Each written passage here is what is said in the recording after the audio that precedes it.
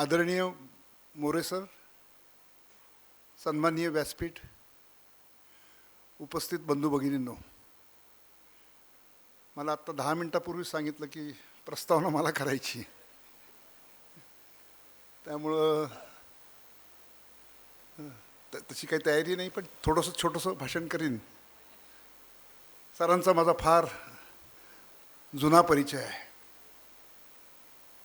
म्हणजे अगदी त्यांचं मुस्लिम मनाचा शोध याची खाजगी वितरणाची आवृत्ती काढली तेव्हापासूनचा परिचय आहे. आणि मोरे सरांनी महाराष्ट्रामध्ये एक वेगळीच वैचारिक मांडणी केलेली आहे. प्रश्न असा आहे की त्यांची ती मांडणी, त्याच्यामागं पुराव्यांचं मजबूत बळ हे असून सुद्धा ज्याला आपण म्हणतो जे काही डाव्या विचाराची लोक आहेत, ज्यांनी असं बुद्धिवादी विचाराचा, विज्ञानवादी विचाराचा आपल्याकडे ठेका आहे असं गृहीत धरलंय, तर त्याची दखल घेत नाहीत. पण मुळातच त्यांचा विचार हा सावरकरांच्या अभ्यासातून निर्माण झालेला आहे. त्यामुळे विज्ञानवादी, बुद्धिवादी सावरकर हा हिंदुत्ववाद्यांनी तसं काही फार पुढं आणलेला नाही आहे.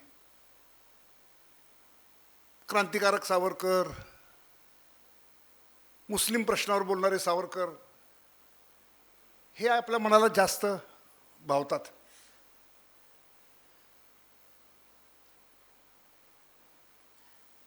पण आम्ही मात्र ठामपणाने मोरे सरांचा विचार घेऊन पुढे चालणारी माणसं आहोत.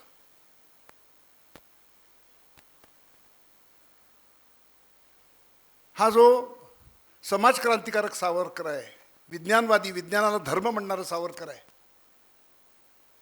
हा सर्व समाजापर्यंत कसा जाईल याच्यासाठी आम्ही विवेक विचार मंचाच्या माध्यमातून संपूर्ण महाराष्ट्रात प्रयत्न करतो. दुसरा त्यांनी केलेलं फार मोठं कार्य आहे की जे फारच दुर्लक्षित राहिलं आहे, ते म्हणजे बाबासाहेब आंबेडकरांवरती त्यांनी लिहिलेलं पुस्तक. त्यांचं एक उत्कृष्ट भाषण पण आहे, ते यूट्यूबवर आहे, ते म्हणजे राष्ट्रवादी आंबेडकर.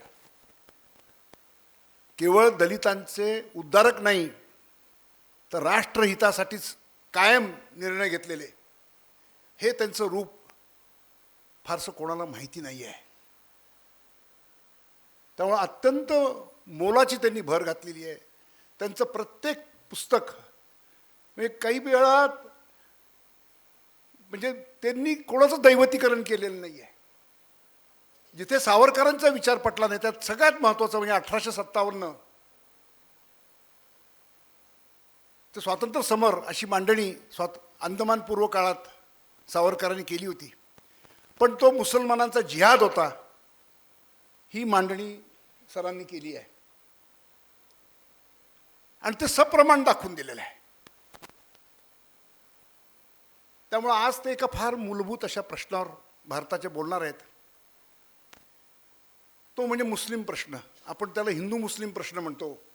तो हिंदू मुस्लिम प्रश्न नाही आहे.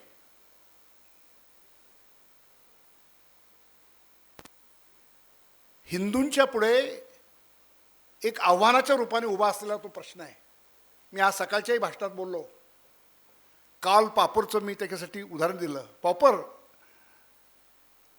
एक कोडं टाकले पाहिजे, ज्याला आपण म्हणतो डेलेमा, दुविधा म्हणतो, की जर सहिष्णू समाजाने असहिष्णू विचाराशी संघर्ष केला नाही तर सहिष्णू समाज नष्ट होईल, आणि सहिष्णू समाज नष्ट झाला तर त्याच्याबरोबर सहिष्णू विचार देखील या जगातून नष्ट होईल. हिंदू समाजाच्या अस्तित्वाचा हा लढा या मूलभूत प्रश्नाशी निगडीत आहे. आणि 1000 वर्ष इस्लामचा आपला संबंध आला आहे 8व्या शतकापासून. पण कोणी या देशात 1000 वर्ष किंवा हे आमची देवळं का फोडतात, हे आमच्या स्त्रियांना भ्रष्ट का करतात, हे आमच्या कत्तली का करतात, हे आम्हाला बळजबरीने आमचं धर्मांतर का करतात, आमच्यावर धार्मिक कर का लादतात.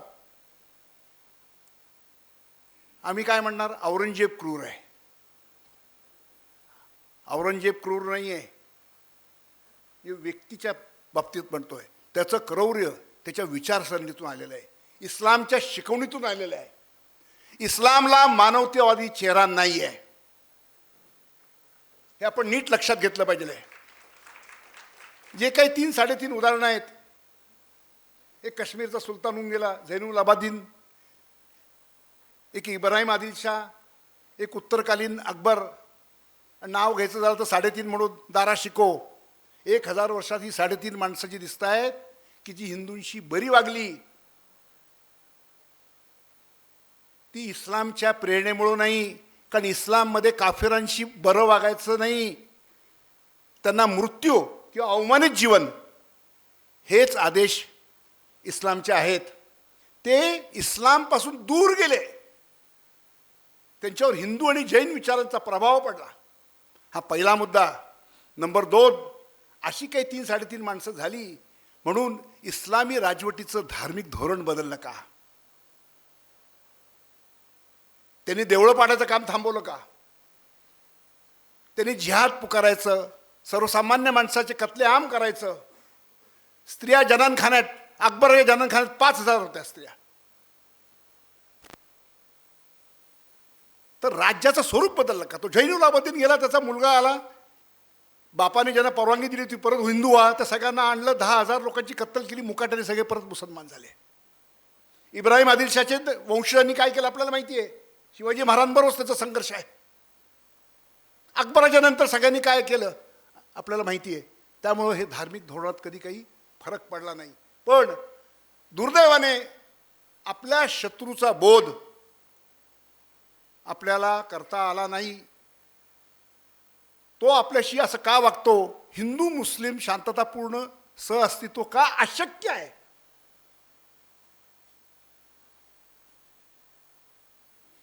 याचा विचार दीर्घकाळ केला गेला नाही.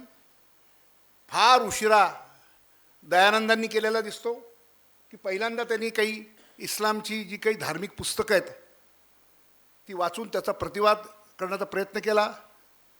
पण खऱ्या अर्थाने खिलाफत चळवळीच्या वेळेला तोपर्यंत हिंदू मुसलमानांचं कसं तरी ऐक्य केल्याशिवाय भारताच्या स्वातंत्र्याचा लढा पुढे जाणार नाही.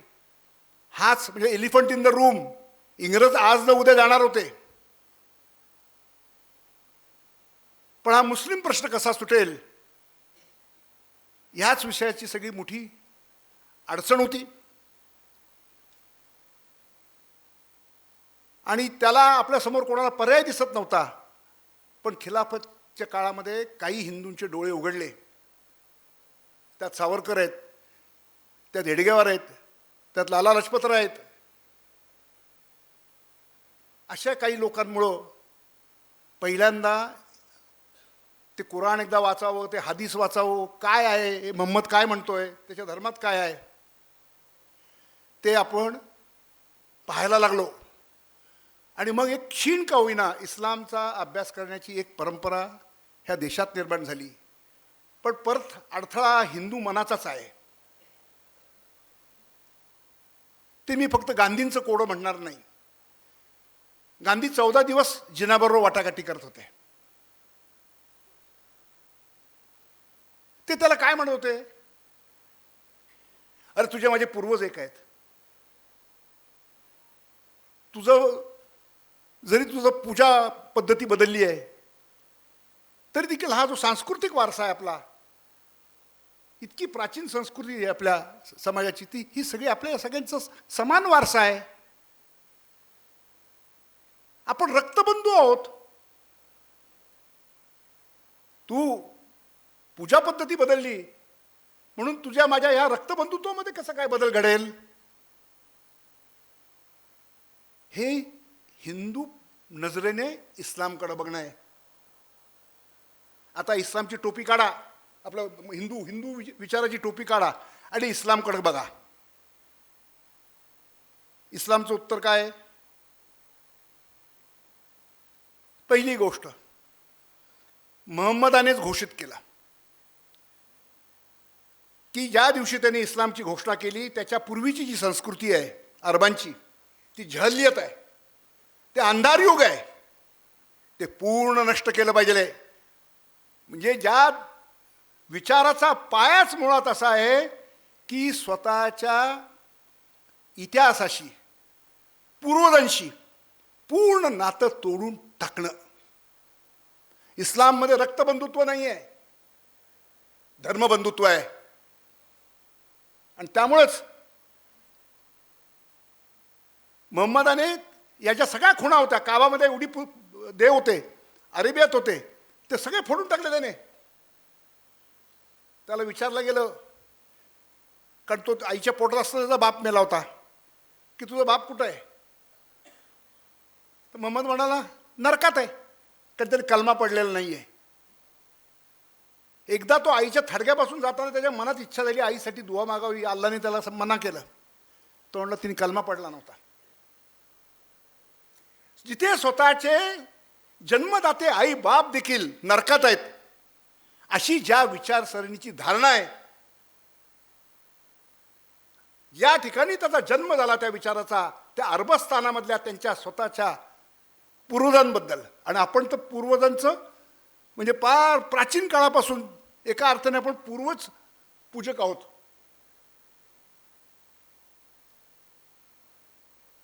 त्यामुळे गांधींच्या ह्या सगळ्या प्रश्नांना उत्तर मिळतं, कारण त्यांच्यासाठी देश वगैरेची काही कल्पना नाही आहे.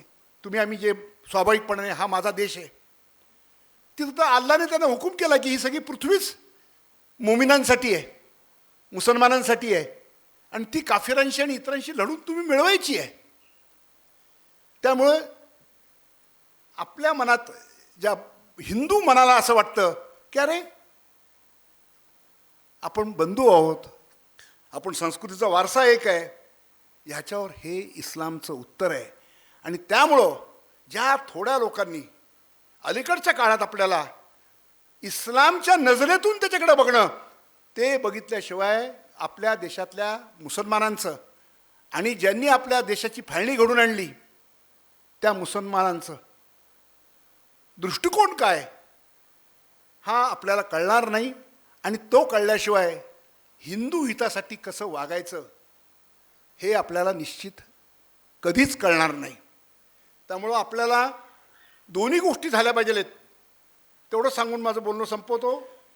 एक, आपल्या देशामध्ये ब्रिटिशांच्या काळात ते ब्रिटिशांनी घडून नाही आणलं, ती इष्टापत्ती ठरली की त्या राज्यवटीमध्ये हिंदूंना जाग आली.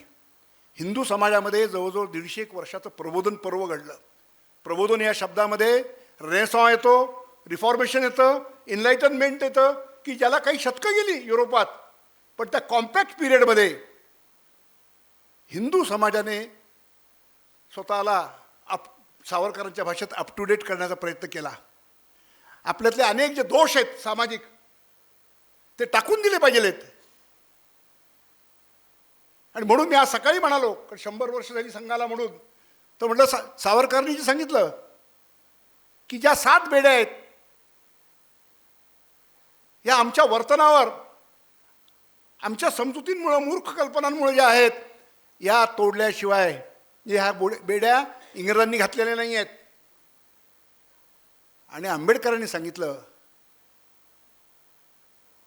की ही जी बहुमजली इमारत आहे हिंदू समाजाची, हिला जिना नाही आहे. त्याचं वैचारिक तत्त्वज्ञान सावरकरांनी रचलं आणि त्याची प्रत्यक्षात प्रयोगशाळा डॉक्टर हेडगेवारांनी घडवली. संघाची शाखा. आंबेडकर काय म्हणायचे, स्वातंत्र्य समता ही तर फार महत्त्वाची मूल्य आहेत, पण ती मूल्य साध्य करण्याचं एकच मार्ग आहे, तो बंधुतेतून जातो, फ्रॅटर्निटीमधनं. ती संपूर्ण हिंदू समाजामध्ये एकमेकांबद्दलचं ममत्व, मोरे सरांच्या शब्दामध्ये एकत्व, हे निर्माण करणं हे त्याचं मूलभूत काम आहे. पण आत्मबोध जितका महत्त्वाचा आहे तितकाच शत्रुवोत महत्त्वाचा आहे. हे आपण नीट लक्षात ठेवलं पाहिजे की संपूर्ण मानवजातीचा DNA एक आहे, पण सहअस्तित्व केव्हा शक्य होतं? सिव्हिलायझेशनल DNA मुळं. आणि सिव्हिलायझेशनल DNA हा इस्लामचा, हा कोणाबरोबर सहअस्तित्व शक्य नाही अशा पद्धतीचा आहे. आणि त्यामुळे जोपर्यंत इस्लामचा सिव्हिलायझेशनल DNA आपण समजून घेत नाही, तोपर्यंत आपण लक्षात ठेवलं पाहिजे की आपला हा प्रश्न कळलेला नाही.